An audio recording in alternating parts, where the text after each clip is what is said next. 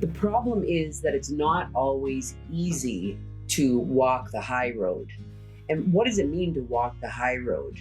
Well, I think it means to be the best person you can be in the moment, during the situation, during the problem, during the challenge, during the good times. When I'm working with clients, they often say to me, well, like, I can't always walk the high road. I'm frustrated, I'm pissed off, I'm angry, I'm upset, I'm sad. And I get it. You can be all those things and you can still choose to walk the high road. So what I suggest is go back and remember why they are transitioning through divorce and who they want to be during this time, so that 5 years from now, when they look back on this transition, they can feel proud about who they were being.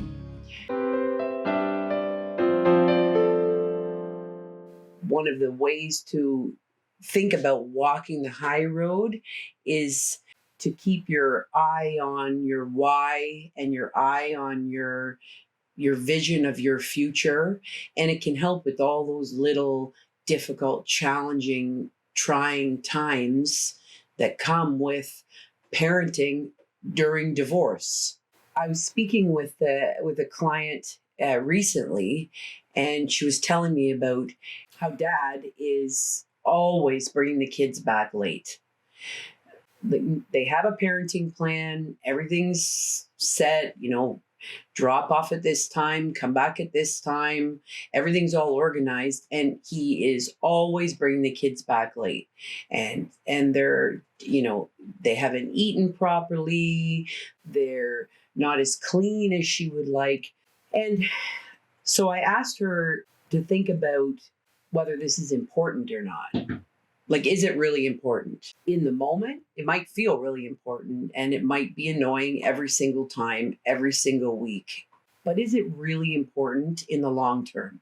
How do you want yourself and your children to look back on their childhood, and you to look back on all of these years with your kids during divorce? How do you want it to look? Do you want it to be about nitpicking and fighting about few minutes here and there, or do you want it to be a little more easygoing and the kids can just be kids and have fun and spend time with dad and spend time with you?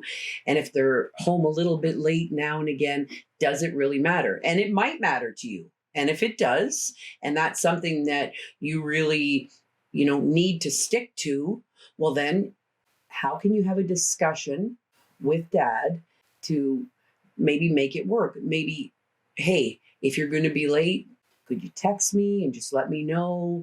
Or could you, try mostly to be on time? You can have these little conversations, but if it really doesn't matter, let it go. Focus on who you want to be during this time and how you want to look back at your kids' lives when they were kids and this divorce transition. Not being able to walk the high road is often because we've forgotten our why and our purpose and our meaning, our reason for getting divorced, and our vision of the future that we are living into. And we've forgotten how we need to be, speak, think, act during this time to be able to look back and say, great, I did the best that I could do with the tools that I had in my toolbox, and I feel very, very proud about that. When you have some quiet time, there's a couple things that you might want to consider doing in your journal. You can add a note to your phone. You can put a sticky note up on your mirror in your bathroom saying, who do I want to be today, to remind you about this exercise. There's two parts. First, write down in your journal 5 amazing things about your mate. Now, you may have to go way back to remember what's really, really amazing about him or her, and the reason you got married, and the reason you love them so much, and you had kids, and you made memories, and you built dreams, and have a relationship in life together. I want you to write down 5 things that are really fabulous about this person.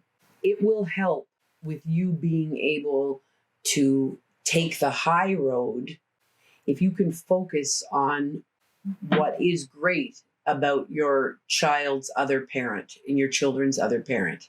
That's one thing. Another thing that has been helpful for some of my clients and helpful for myself as well is, again, this is something that I've done in my journal, is creating a personal manifesto. That's like a little story about how you see your life right now. You can think about money, your home, your divorce, your work, your parenting plan, your exercise and your health, your friends, your family, your community. Just a little story about how things look right now, and then a story and some points about who you want to be in your life.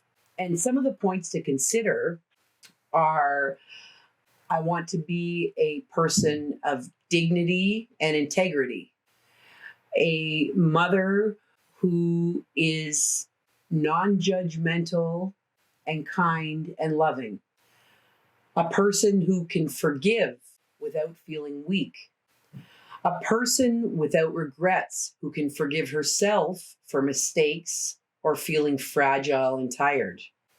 A person who does not fear self-knowledge, knowing that it is the way out of pain and on to a better future. A person who sets goals and takes action. A person who is loving. A mother who does not want her children to feel sorry for her. A person who does not want her children to suffer just because she is angry. These are just some of the things, and you can go on and on to see what is most important to you. And again, reflect, review, change as you grow. This is about getting to know yourself and getting to know what is important to you and getting to know who you want to be, so that in times of challenge, when you're angry, when things aren't going so well, you'll be able to pull this manifesto out of the filing cabinet in your brain, and you'll be able to act just a little bit kinder, or to pause and say the right thing. And eventually, this is just who you will be. It takes a little bit of practice, but you'll grow into this. And the sooner you start, the sooner you're going to be that person. If you want to learn more about mindset and mindset shift, you can check out this video here. And it's always great talking with you. Thanks for being here, and I look forward to seeing you again next time.